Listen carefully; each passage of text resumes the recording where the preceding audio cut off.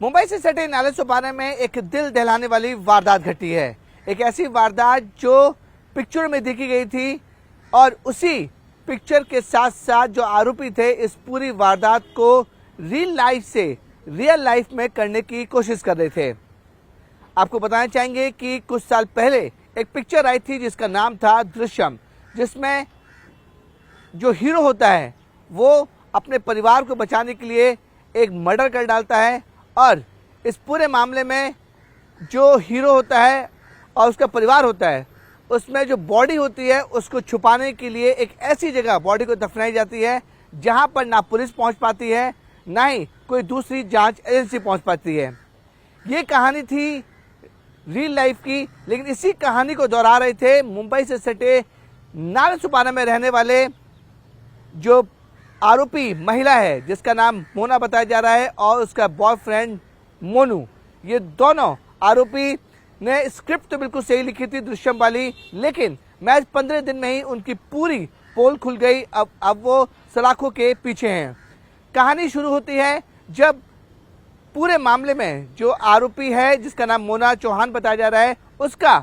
अपने पति के साथ रहना अच्छा नहीं लगता था और उसका एक्स्ट्रा मैरिटल अफेयर चल रहा था अपने बॉयफ्रेंड मोनू के साथ।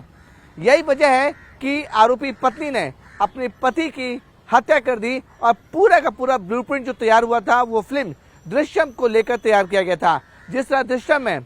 हीरो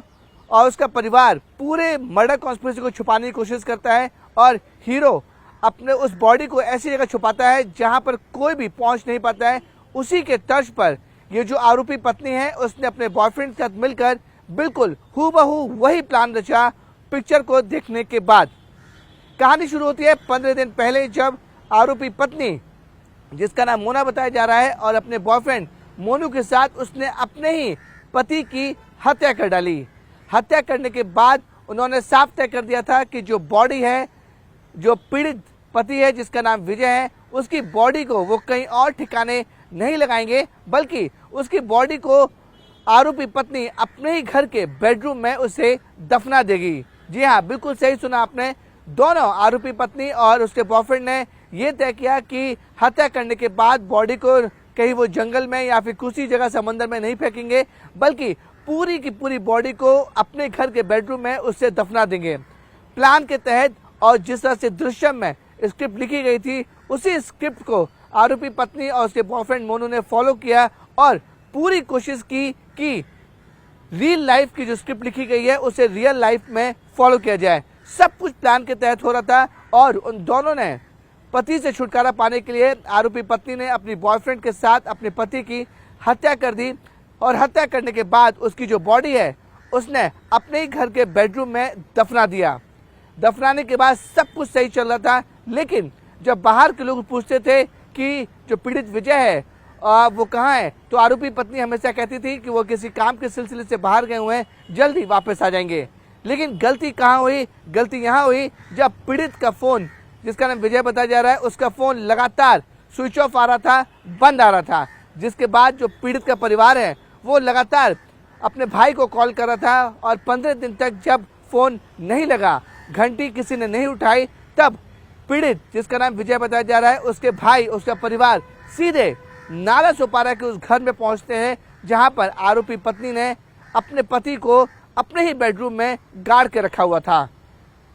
जैसे ही पीड़ित परिवार घर में आता है तो आरोपी पत्नी जिसका नाम मोना चौहान है बिल्कुल सामान्य तरीके से बिहेव कर रही थी और साफ तौर पे कह रही थी कि उनका पति जो है किसी काम के सिलसिले से बाहर गया हुआ है और जल्दी वापस आ जाएगा। लेकिन पीड़ित का भाई लगातार पूछ रहा था कि अगर काम के सिलसिले से बाहर गया भी है तो फोन क्यों बंद आ रहा है, फोन उठा क्यों नहीं रहा है। जिसके बाद आरोपी पत्नी थोड़ी सी घबरा गई और जब पीड़ित के भाई ने देखा कि बेडरूम में जो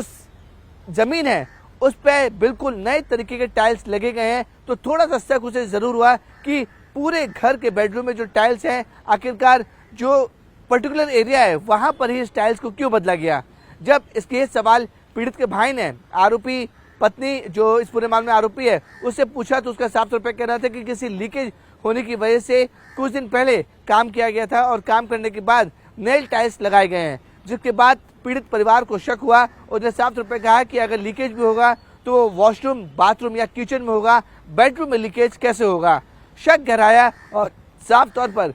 पीड़ित परिवार ने साफ तौर पे कहा कि इस जगह पे खुदाई की जाएगी। उनको डाउट है कि उनके भाई की हत्या कर उनकी पत्नी ने उनकी लाश को उसी जगह दफना दिया है।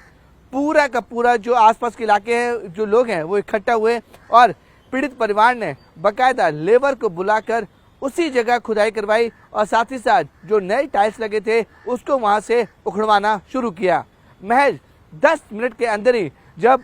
ये टाइल्स उखाड़े जा रहे थे और वहां पे खुदाई शुरू थी तो बदबू आना शुरू हुई। बदबू आने से साफ पता चल रहा था कि यहाँ पे कोई ना कोई बड़ी घटना जरूर हुई है, जिसके पास आसपास के लोगों ने इसकी पूरी डिटेल जानकारी पुलिस को पहुंचाई। पुलिस भी मौके पे पहुंची और पुलिस ने भी उस खुदाई कर रहे जो मजदूर थे उसको बोला कि और ज्यादा खुदाई करे ताकि ये पता चल सके कि अंदर क्या चीज रखी गई है। जब और ज्यादा खुदाई हुई तो पता चला कि अंदर एक सड़ी गली लाश मिलती है जो 15 दिन पहले उस जगह पर दफनाई गई थी। लाश की पहचान होती है विजय। जी हाँ, वही विजय जिसका भाई पिछले 15 दिन से उसको खोज रहा था। और पूरे वारदात के समय जब पुलिस आरोपी पत्नी से पूछताछ करती है तो वो टूट जाती है और आरोपी पत्नी, जिसका नाम मोना चौहान बताया जा रहा है, वो साफ तौर पर पुलिस पर अपना कबूलनामा करती है कि उसने अपने बॉयफ्रेंड के साथ अपने ही पति की हत्या कर उसकी लाश को अपने ही बेडरूम में छुपा दिया है। साथ ही साथ ये भी जानकारी मिली कि जो आइडिया आया उनके पास कहाँ से आया, तब पता चला कि आरोपी, जिसका नाम मोनू बताया जा रहा है, उसने फिल्म दृश्यम को देखकर लाश को छुपाने का जो ठिकाना है वो तय किया कि ताकि बाहर लाश को ले जाते समय वो पकड़ में आ सकता है, कुछ लोग उसे देख सकते हैं या फिर पुलिस की नजर में आ सकता है या फिर सीसीटीवी कैमरे में नजर में आ सकता है। इन सभी से बचने के लिए आरोपी मोनू, जो आरोपी महिला का बॉयफ्रेंड है, दोनों ने अपने पति से छुटकारा पाने के लिए, जो आरोपी पत्नी है उसने अपने पति की हत्या की और हत्या करने के बाद उसी की बॉडी को फिल्म दृश्यम की तरह ही पूरी की पूरी बॉडी अपने ही बेडरूम में दफना दी ताकि किसी को भनक न लगे कि आखिरकार उसका पति कहाँ लगा है। क्योंकि अगर कोई छानबीन भी करेगा तो उसके घर के अलावा दूसरी जगह पे छानबीन होगी, जंगल या समुद्र या दूसरे इलाकों में छानबीन होगी, उसके घर तक कभी भी पुलिस नहीं पहुंच पाएगी, उसके बेडरूम तक, जहां पर आरोपी पत्नी ने अपने ही पति को गाड़ के रखा हुआ है। लेकिन 15 दिन में ही ये पूरा मामला का खुलासा हुआ है और इस पूरे मामले में नालासोपारा पुलिस ने आरोपी पत्नी मोना और उसके बॉयफ्रेंड मोनू को विजय के हत्या के आरोप में गिरफ्तार किया गया है।